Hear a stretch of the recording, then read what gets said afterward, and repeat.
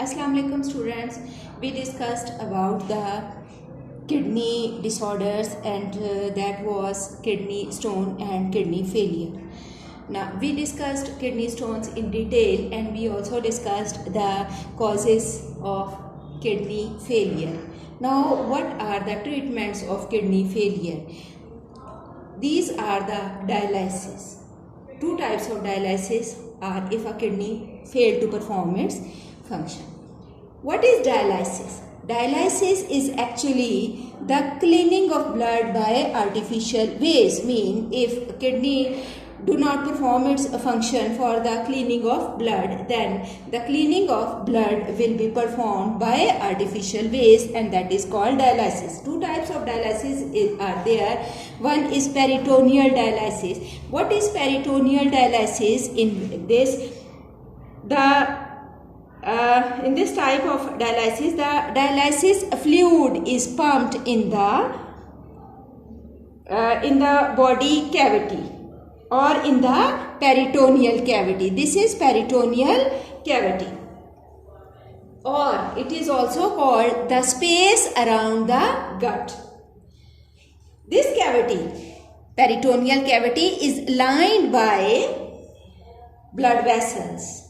When the blood passes through these vessels and we pump the dialysis fluid into the peritoneum, what will happen?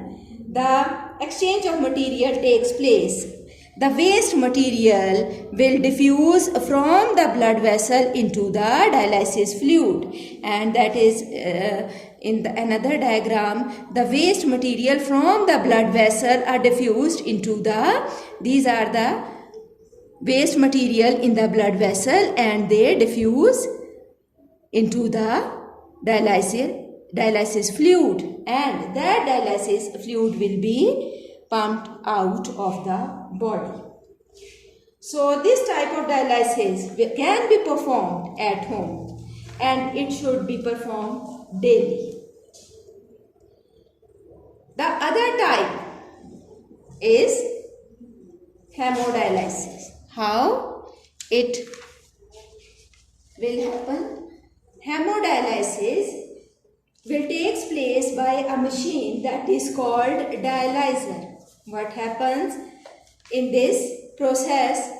All the blood of the patient pumped through that apparatus that is called dialyzer. When the blood is pumped, that blood from the patient is pumped into the dialyzer. The dialyzer has long tubes, the walls of which, these long tubes have walls, and these walls act as a semi-permeable membrane. When the blood flows through these tubes, the waste material and extra water move from blood into the dialysis fluid, and the clean blood will flow again into the body of the patient, and the dialysis fluid will be removed. That is the used fluid, and fresh dialysis fluid will be moved into the dialyzer machine. What happens? I can repeat it so that you may got clarity.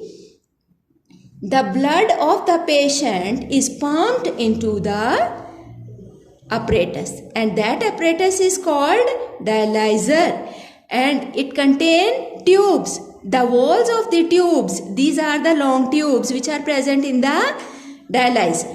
The walls of these tubes are semi-permeable, and when the blood passes through these tubes, the waste material and the extra water can diffuse into the blood, and the blood will be purified, and that blood will be moved back into the body of the patient, and dialysis fluid that will be removed, that is used fluid, and the fresh fluid will be entered in the body of the fresh dialysis fluid will be entered into the dialysis. That is all about the hemodialysis.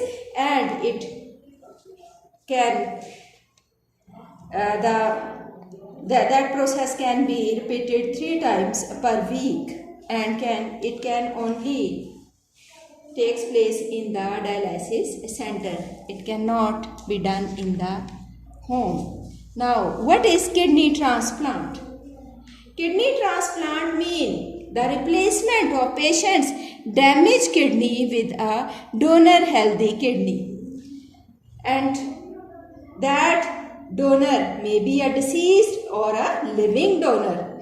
And that donor may be a relative of the patient or may not be a relative.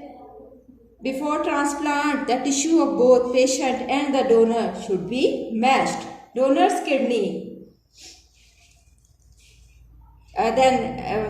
Donor's kidney transplant in the patient's, and the patient's blood and urinary system are connected. When we transplant a kidney, urinary system and blood are connected. And the time period for a transplant may be 10 to 15 years. After some days, the kidney adjusts in the body and it may function properly. But there may be some problems after the transplant, or if a patient faces some problems, he can reject transplant, or some infection can also take place in the body of the patient, or there may be some imbalance in the body salts that lead to bone problem and the ulcer. That is all about the dialysis and the kidney transplant.